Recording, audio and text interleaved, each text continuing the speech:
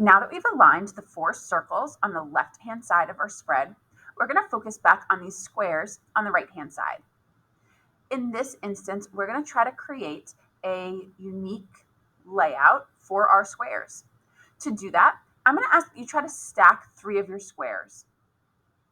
Once stacked, we're going to select those 3 squares. So again, I can click and drag that purple box to select all 3, or I can hold down Shift and individually click each square. Once you have all 3 squares selected, I'm going to ask that you go back to your Arrange options, and in the Align section, I want you to align all of these squares to the left, and then I want you to distribute all of those squares vertically. Now, even if I eyeball mine, I'm a little too far apart, so I'm going to try mine again. I'm going to move them pretty close to one another. Let's try that one more time. So I'm going to select all 3. I'm going to align to the left, and I'm going to distribute vertically. That looks better.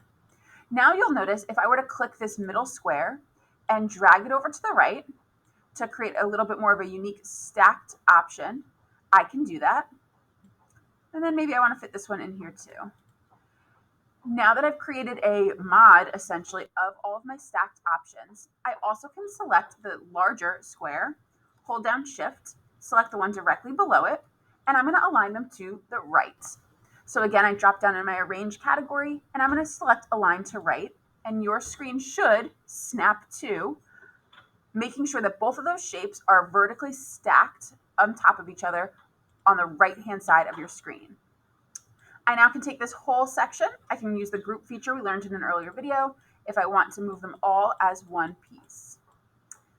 I'm going to keep this on the right-hand side of my screen, but I'm definitely missing some CVI, Center of Visual Interest, right through the middle of my page. To help our readers know where to draw their attention to their eye first, I'm going to add in one additional image frame.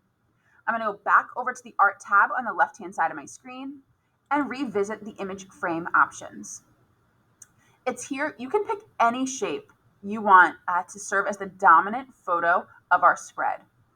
I'm going to keep mine really simple for today, and I'm just going to add another square to my page. Now, remember, when you're making a dominant photo, it should be the largest photo on your screen, and it should also be what draws your reader's attention first. To do that, I'm going to make sure I make this square really large.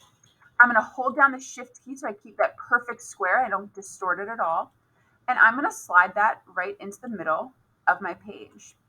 Now, you will notice where I have mine placed right now, it's going from the left to the right-hand side of my page. This actually will go through the binding where the pages kind of go into the middle. So I want to be careful that I'm not putting an essential part of the picture between these dark blue lines in the center, because it's possible I won't see that once it's printed. Now, what I like to do here is I like to use these little squares, the light gray squares in the background we talked about in our earlier video, to make sure they're set up identical. So I'm going to zoom in so you can see. You'll notice I have this group on the right that I grouped together, and I'm going to make sure it's flush against that bottom gray line.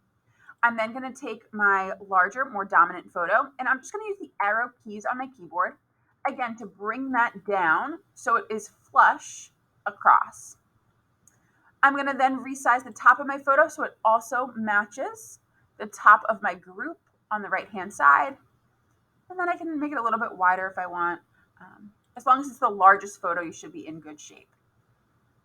Now our spread is really starting to come together. You absolutely, when we get into designing real pages, are going to be zooming in and counting these individual squares in between. So for example, let me ungroup this. I'm going to have these exactly 2 pixels apart. So I might also want to make my dominant photo exactly 2 pixels or 2 of these squares apart. That's going to keep a nice consistent look throughout my page and hopefully make it really enjoyable for our readers to see. Once you've set up a dominant photo and you've used the Arrange tools to align these squares on the right-hand side of your spread, save your work, read your directions for the next step, and try to make it match mine. Good luck.